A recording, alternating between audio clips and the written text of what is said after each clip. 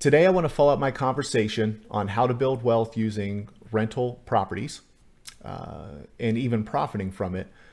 We talked a lot about how the banks underwrite loans and compute their max loan values using loan to value or LTV. That also uses, obviously, the appraisal, most of the time.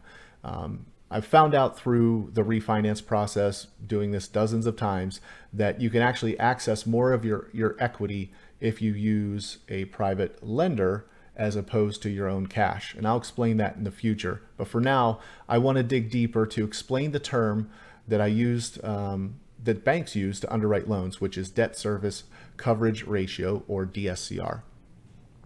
A lot of people don't understand this, and I didn't for a long time. It took me a lot of conversations with my bankers to really grasp this, but it's pretty easy once you get a good look at it. When I first started refinancing properties, I started sending over my numbers. I was pushing my cap rate. That was a big thing that I was taught, bigger pockets, talking to other people, what's the cap rate on it? You'll see all the wholesalers advertise cap rate. Anything 1 to 4 units, anything residential, the banks will not look at the cap rate. So they're going to use the appraised value, so the comparable sales, and then they'll also use the income approach. And there's gross rent multiplier, but the one that I've been exposed to the most through the bank that I'm refinancing through has been debt service coverage ratio.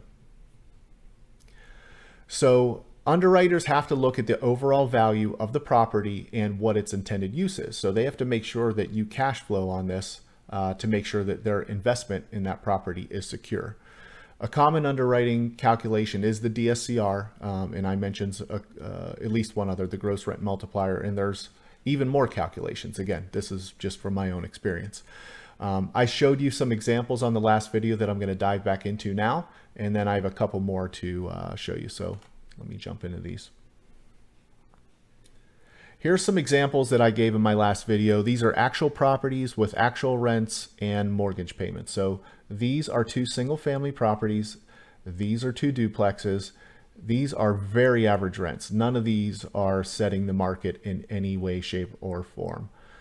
I did a very good job buying these properties low, fixing them up within budget to make sure that I had that equity when I refinance these out.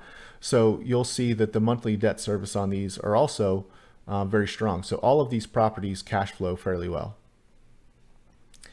I may have mentioned in the last video, but I'll mention it again, that a very strong DSCR is going to be 1.5. You can see all of these are above that.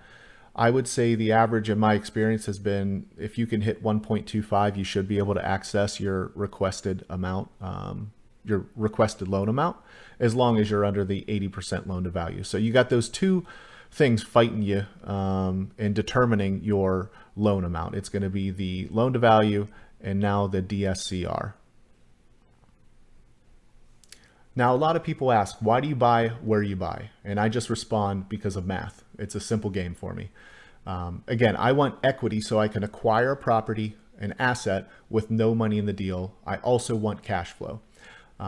If I were to concentrate on just very nice neighborhoods like Mount Lebanon or Sewickley and buy virtually the cheapest house on that market and charge normal rent, because the rent is the rent, that's the market, could I make that work for my strategy? I pulled one up and I wanted to go over an example with you. So let me first pull up the Zillow listing, right?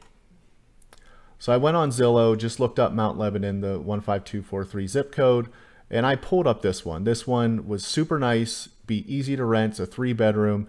It's listed for virtually $200,000. I use Rent-A-Meter to figure out rents. This I put at, for this example, I just put $1,400 in our calculation. The mortgage, I took $200,000, 20% down payment, 4.25% interest rate, which is, you might be able to do a little bit better, but that is something you could definitely attain right now in today's market on a 20-year mortgage with a bank using your LLC. That mortgage payment equates to $990, $1,000,000.78.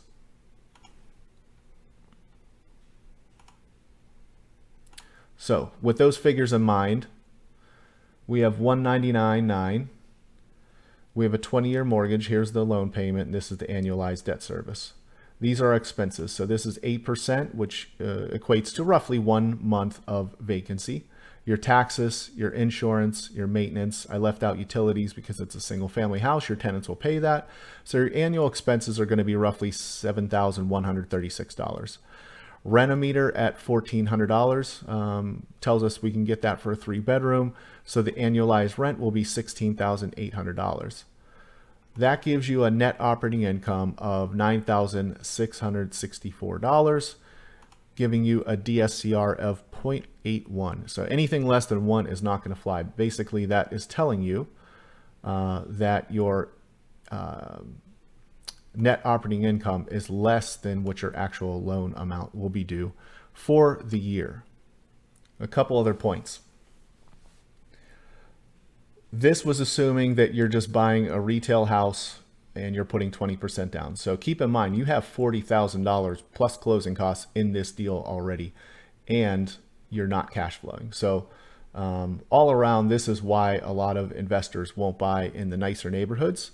So you will find that the people do buy these. They usually buy them cash, and they're just trying to park their money that they have on the sidelines. If you're trying to create wealth and build a rental portfolio, this is not the model that I've seen work in my experience. I do have a couple other examples on DSCR. These are recently refinanced properties. One was a single family in the South Hills. The other one was a duplex in the East End. These are the real rental rates, and this is our actual debt service. I came in right around pretty close to 1.5 on the single family, and I should have been able to access more, about 5,000 more on the refinance based on the appraisal. I think the appraisal was for 140,000, and they only gave me $105,000 on the loan. I should have been able to get, I believe, 112, so call it 7,000 that I had to leave in the deal.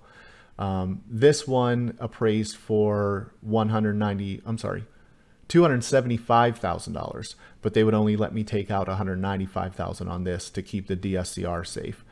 So the DSCR is impactful. It can reduce your max loan amount that banks will give you. And these were just a couple more examples that I wanted to share with you. So different banks underwrite loans in different ways, right? But most are going to look at loan to value, an income approach. Again, the one I've experienced with is debt service coverage ratio. I know there's gross rent multipliers, and overall the strength of the borrower. So if you're doing all your deals cash and you show no income, if you write everything off and show a loss, if your credit score isn't great, you are going to have trouble with the bank. So keep that in mind. That's something I shouldn't have to teach you. But I hope this helps. Please comment, like, and share if it was helpful. If you have topics or questions, leave them in the comments, and we'll see you next time. Thank you very much.